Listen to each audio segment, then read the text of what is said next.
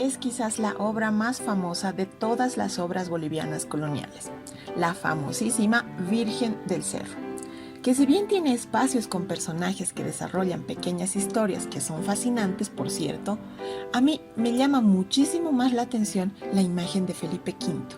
¿Por qué? Porque no tenemos ningún personaje en toda la muestra que esté usando un traje como el de Felipe V. Este es muy similar además al que estoy usando y comprende un chaleco, entonces conocido como perpunte, que es la evolución de un saco largo con mangas abiertas que era usado durante la Edad Media y hasta el Renacimiento, pero que poco a poco se fue achicando y ajustando hasta que llegó a ser tan pequeño que terminó convirtiéndose en este. Sobre el chaleco viene el justacuerpo, creado en la corte del rey Luis XV, quien dejó de lado la moda del ringrave y lo sustituyó por el culotte o las calzas, que eran llevadas únicamente por los nobles y no por los campesinos. De ahí que estos eran llamados sans culottes o sin calzas. Luis XV propone un traje mucho más sobrio, que es el ancestro del que hoy conocemos como traje de 3 piezas. El justacuerpo era prenda común entre todos los personajes masculinos, tanto de nuestro continente como del continente europeo. Así pues, lo llevaba el virrey Amat y también lo llevaban los mestizos valleteros, pasando por aquellos individuos que eran llamados individuos de medio pelo.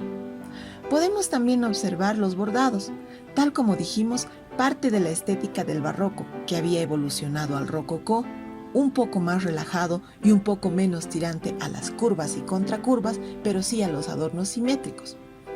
Estos bordados emulan las flores de los jardines de las grandes cortes europeas, que han sido pagados con los ingresos de las colonias. Por último, la peluca, que era ya una moda en el siglo XVII debido a que Luis XIV había perdido el cabello por una enfermedad y decidió poner de moda el uso de la peluca.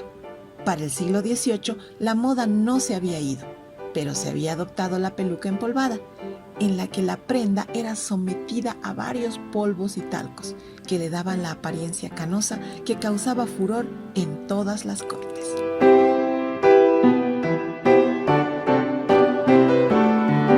Nos encontramos junto a la obra que presenta una mayor influencia de la estética indígena.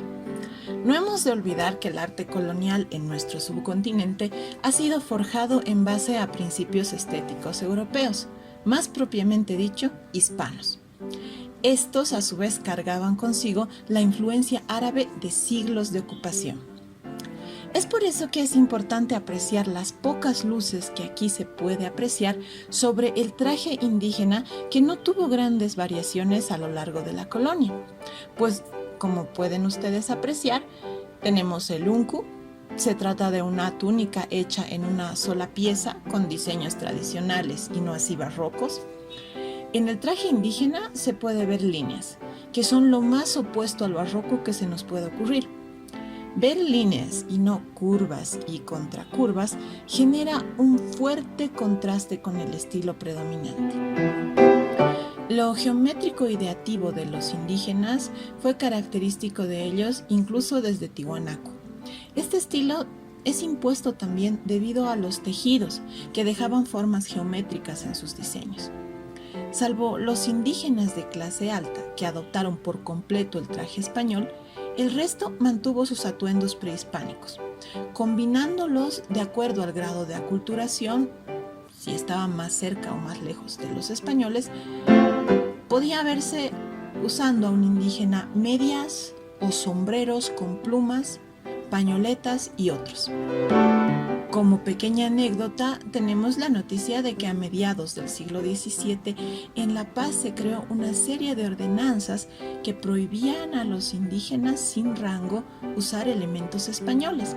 Todo esto con el objetivo de que no fueran confundidos ni con los peninsulares, ni con los criollos, ni con los mestizos.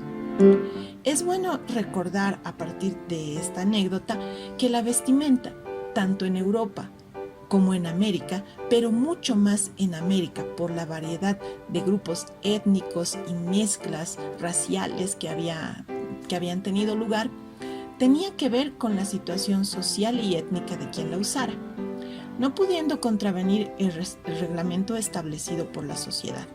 En ese sentido, si un español se vestía como indígena, o viceversa, si un indígena se vestía como español, o un esclavo negro se vestía como mestizo o como español, todos ellos tenían un castigo.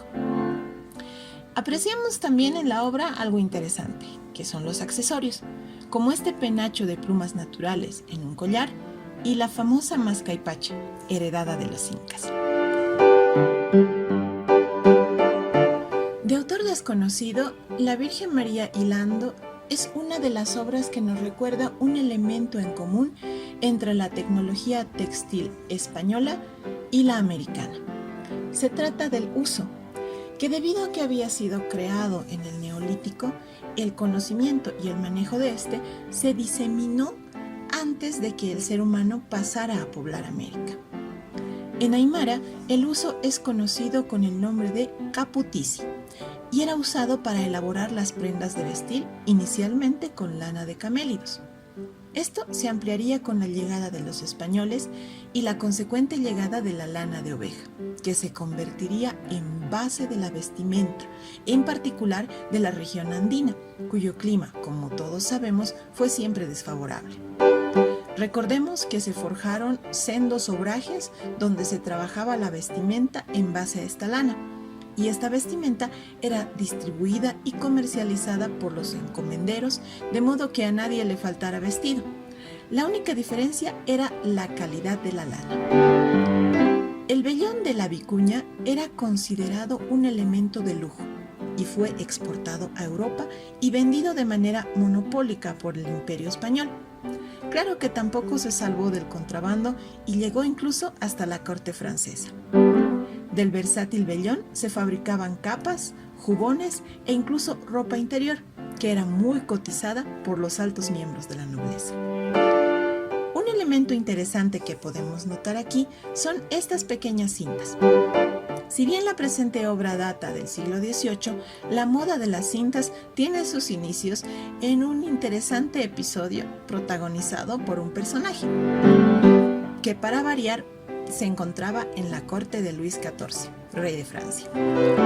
Todo debido a que este personaje, el entonces regente antes de la llegada a la mayoría de edad de Luis, el cardenal Mazarino, decide imponer una prohibición al uso de perlas, hilos de oro y plata y canutillos, porque se da cuenta que la gente está excediéndose en el lujo. La Iglesia Católica, debemos recordar, actúa como una especie de juez de la moda, decidiendo qué trajes podían provocar la ira de Dios y qué otros le agradaban.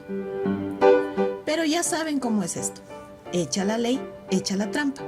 Y los nobles franceses lograron cumplir con la disposición sin por ello tener que renunciar a sus ornamentados trajes, adornándolos con abundantes cintas que colgaban no solo en todas partes de su vestimenta, sino que incluso se las ponían en los zapatos y en los cabellos. Las cintas no han dejado de usarse desde entonces.